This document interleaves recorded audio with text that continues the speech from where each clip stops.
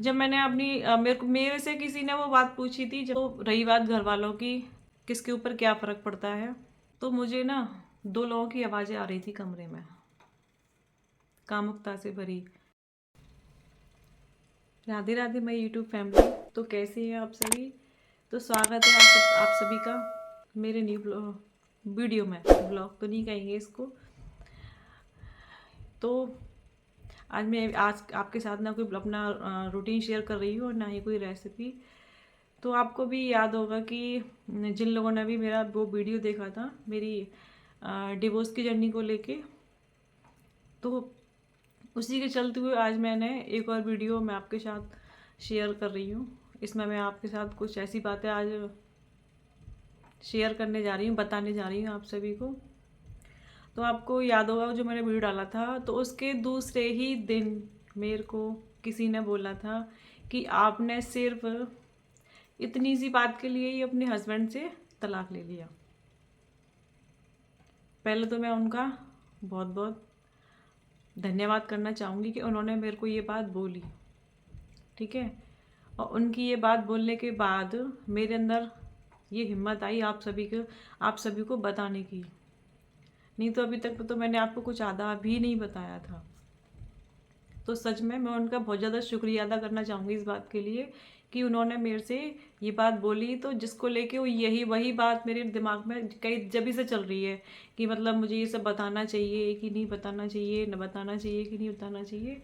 फिर सोचते सोचते फिर मैंने अपना ये डिसाइड किया, ये डिसीजन लिया कि अगर मैं आप सभी के साथ नहीं बता आप सभी को नहीं बताऊंगी तो फिर मुझ में और उन औरतों में क्या फ़र्क रहा कि जो अभी तक ये सारे जुल्म सहती आ रही हैं, है ना।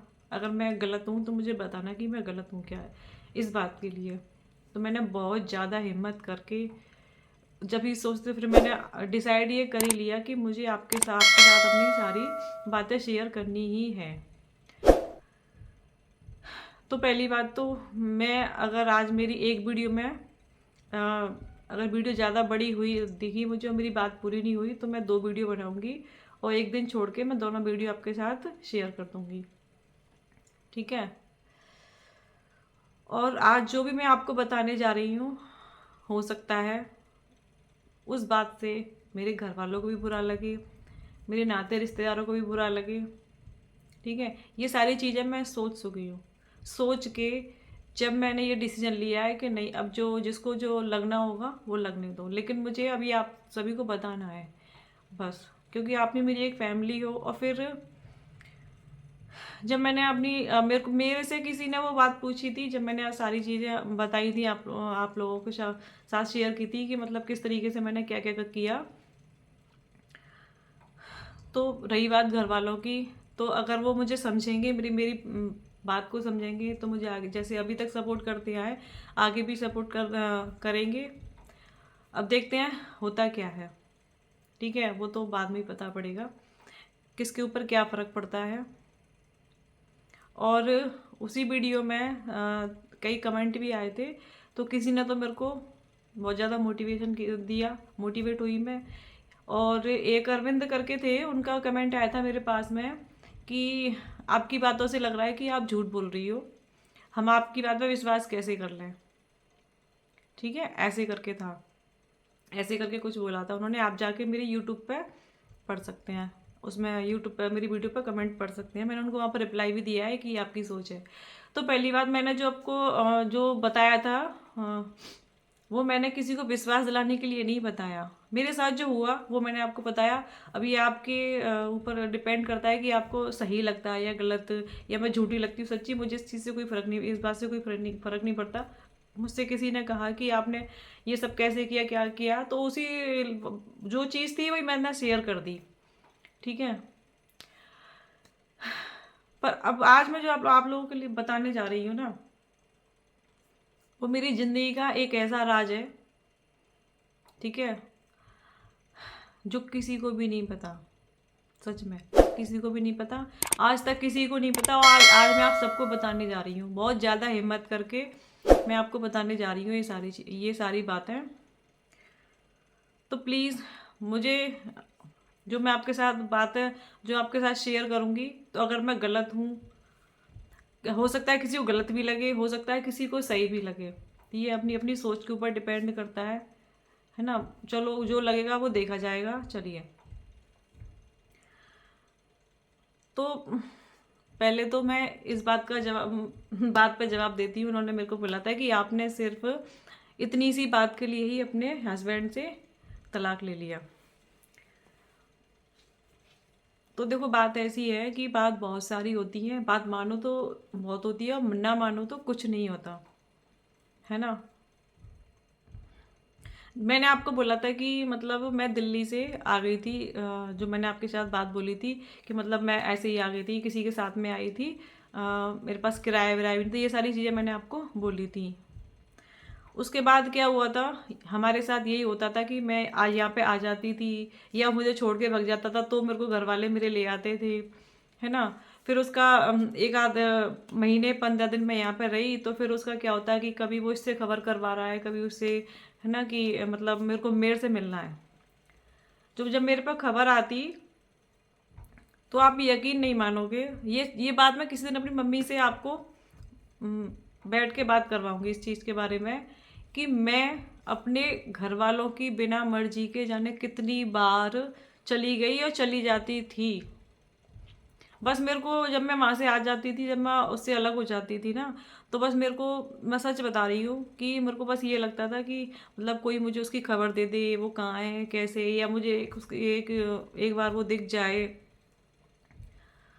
क्योंकि मैं उससे प्यार करती थी, इतना प्यार करती थी कि जब हम दोनों में लड़ाई भी होती थी ना, तो भी मैं, ये मेरा परमात्मा जानता है या मेरी आत्मा जानती है, तो भी मुझे ये लगता था कि ये आदमी मेरी नज़रों के सामने रहे, मेरी नज़रों से दूर ना हो। तो कई बार मेरे पापा ने, मेरे भाइयों ने, सबने मेरे को ये बोल दिया है कि अब की बार ये चाहे तेरे को मार दे, ठीक है, कुछ कर दे, लेकिन हमारे पास खबर मत करना, अगर तू हमारी मर्जी के बिना जाएगी तो।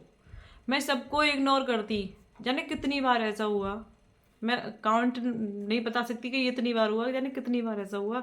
मैं अपना बैग उठाया और ऐसे ही चली जाती, मतलब बिना सबकी मर्जी के मैं चली जाती। उसका ही बस वो आया और फिर मेरे सामने थोड़ा सा रोया, गिड़गिड़ाया कि मतलब देख, अब नहीं होगा, अब ऐसे करेंगे, ऐसे करेंगे, दोनों मिलके करेंगे, मैं यहाँ काम कर रहा हूँ, ये है वो है। फिर एक चीज़ क्या होती है कि सब लोग, घर वाले, बाहर वाले, सारा समाज, हम लड़कियों के दिमाग में शुरू से एक चीज़ डालते हैं, वो सब लोग जानते हैं कि भाई लड़की तो पराई होती है, पराया धन है, पराए घर जाना है, वही रहती है ना सबके दिमाग में चीज़। अगर मैं गलत हूँ तो मुझे बताना है यहाँ पे। और ये हकीकत भी है, जब हमारी शादी हो जाती है ना, तो हमें पता नहीं क्यों अपने आप ही, हाँ, जो हमारा मायका होता है, जहाँ हमारा बचपन बीता हुआ होता है, जहाँ सब अपने होते हैं, वो घर सच में ही पराया लगने लगता है यार। जब अपने मायके में हम आते हैं ना, तो कुछ चीज़ लेने में भी हमें झिझक लगती है कि हम किसी से बिना पूछे। मेरे साथ जो हुआ था, जबकि मेरे घर में तो जब देखो ना, मेरी भाभी थी, सबसे मैं बड़ी थी, जब तक मेरे भाइयों की शादी भी नहीं हुई थी, ठीक है, तो भी ऐसा मतलब अपनापन लगता ही नहीं है। तो वो सब चीज़ें मतलब उसी घर से ज़िंदगी कटेगी, तो ये सब चीज़ें मेरे भी दिमाग में रहती थी, तो मुझे भी लगता था कि भाई मेरे इस आदमी के साथ ज़िंदगी कटनी है, चलो एक चांस और देते हैं, एक चांस और देते हैं, एक चांस और देते हैं।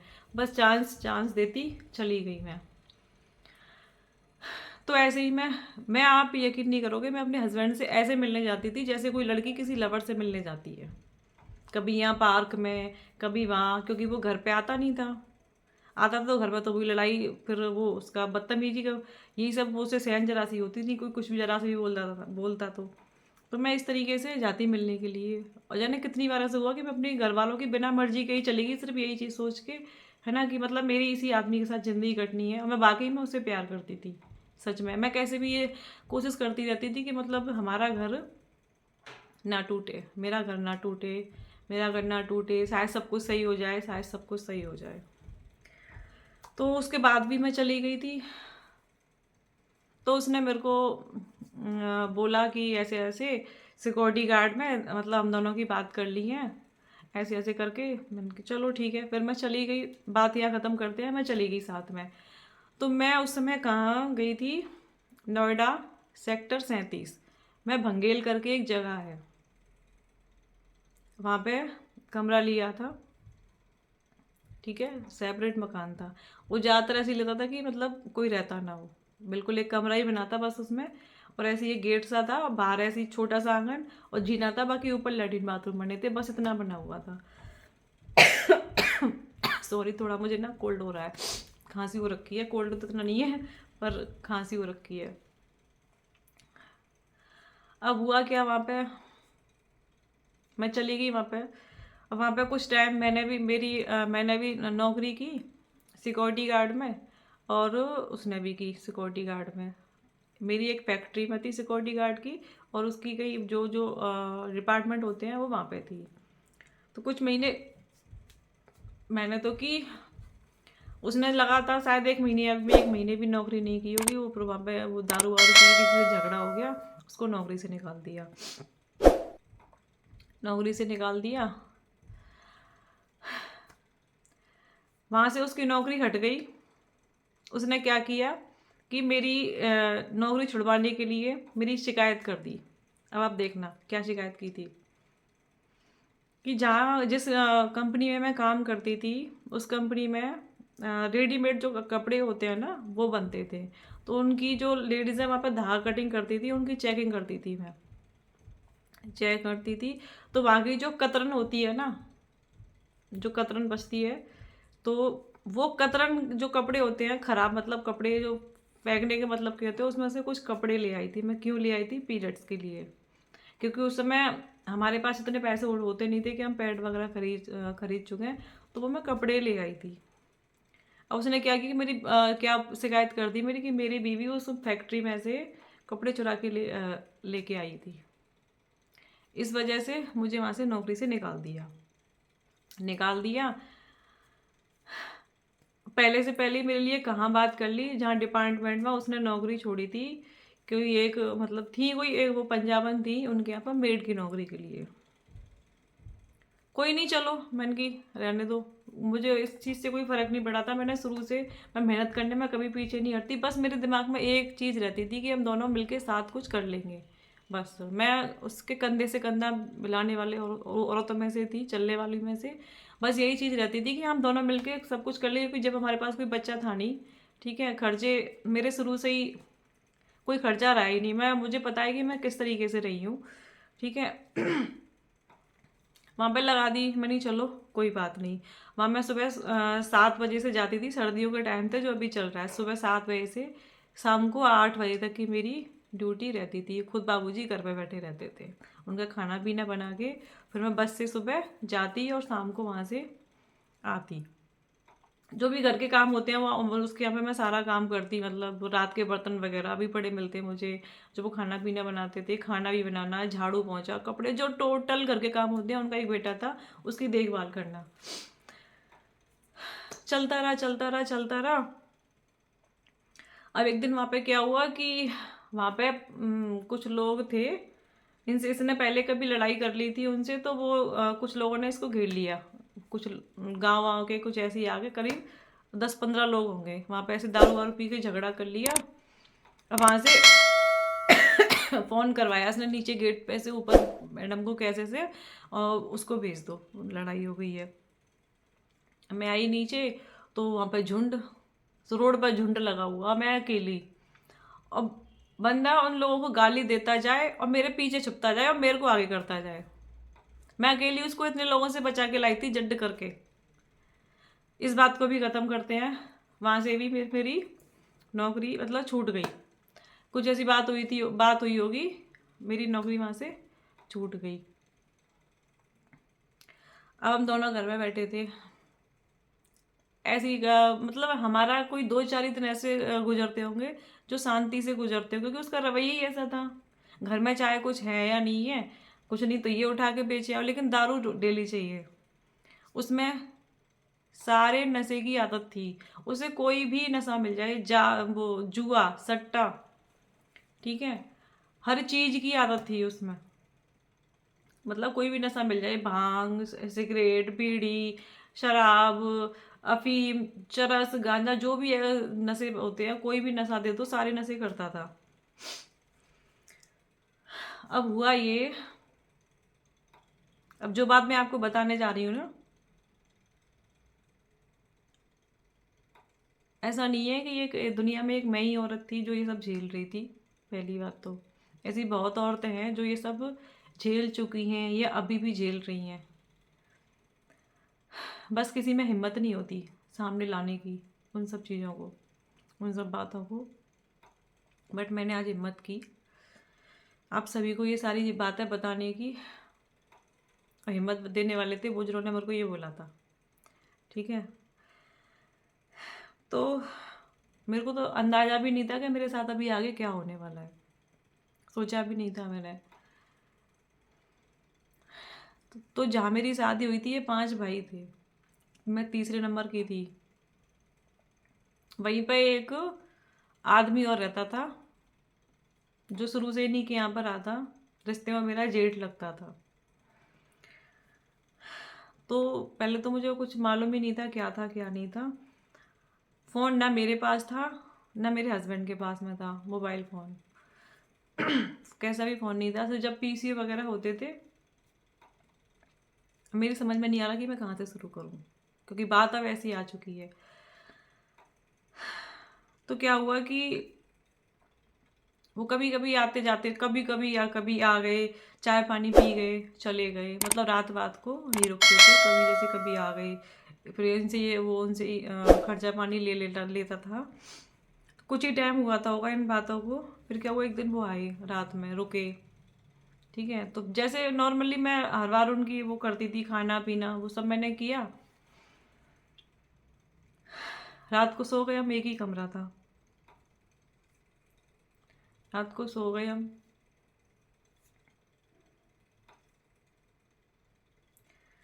अचानक से मेरी नींद खुली रात को।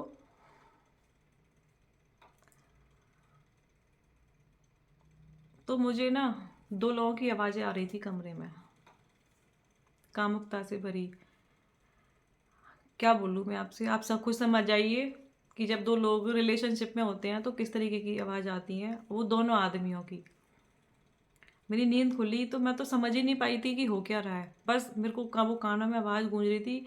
मेरे को ये लग रहा था कि हम तीनों के अलावा इस कमरे में कोई और है भी नहीं, ये क्या है क्या नहीं। ठीक है, बस मेरे को आवाज़ थोड़ी देर सुनाई दी, थोड़ी बात बंद हो गई। तो पर मेरे को नींद नहीं आई, मैं ऐसी कसम कसम रही आई। मैं रात भर ऐसी ही मैं ऐसी सोच में मेरी रात निकल गई कि क्या था, ये क्या था, क्या हो रहा था। मैं समझ ही नहीं पा रही थी कि ये हो क्या रहा था। उसी उसमें निकल गई मेरी रात सोचने में ही। सुबह हुई, वो चले गए। उस दिन मैं पता नहीं, दिमाग की नहीं था ना, मैंने चाय वाय कुछ नहीं बनाई, वो चले गए उठ के। मैंने उस समय तो कुछ नहीं बोला था रात को, क्योंकि मेरे को समझ ही नहीं आ रहा था कि मैं क्या बोलूँ क्या करूँ कुछ।